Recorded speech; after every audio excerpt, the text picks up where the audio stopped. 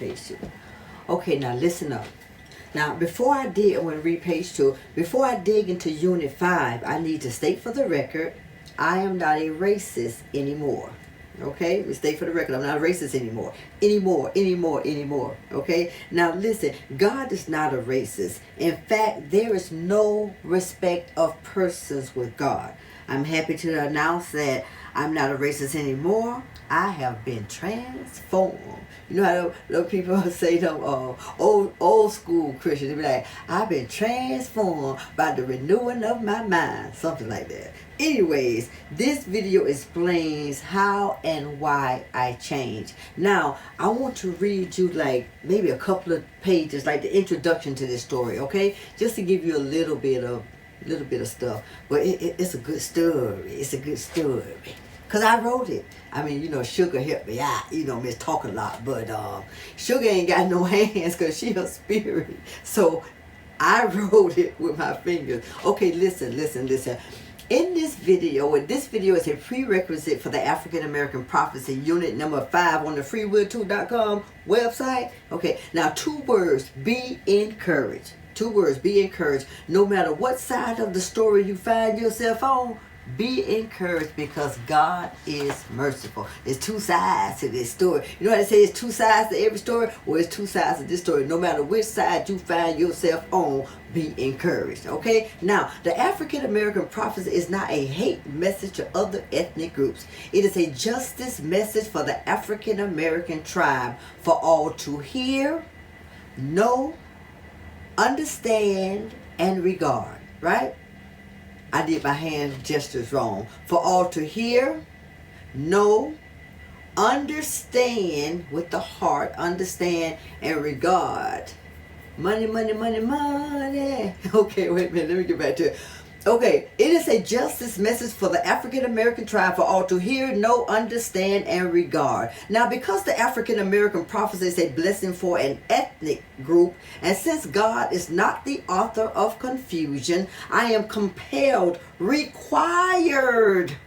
It wasn't no ifs and buts about it. It was like, you know, a command. It was a command. I am required by my boss, God, the Father of creations, to go on the record with these statements concerning racism. You ready? Okay. Oh, wait a minute. Why did I skip that? Oh, okay. I had marked some stuff out because I don't know what I was doing, but excuse me, let me continue. You ready? You listening? Okay, now pay attention, because this bigotry message is important, okay? Because I'm reading it, I had to write it. It was a book report, and it was a prerequisite, so it's very important. So listen to the words that are coming out of my mouth. God is not a racist. I say this because all souls belong to Him. It doesn't matter what color the flesh is, all souls belong to God. See, God told me to tell you that. He told me to remind you that all souls belong to Him. It doesn't matter what color the flesh is. Okay, look. And the good book tells us that God is not a respecter of persons. He is, however, a respecter of His word. He is God of justice. Not that corrupt, no witnesses, no evidence, endorsement of justice. No, God is the for real, true judge of justice.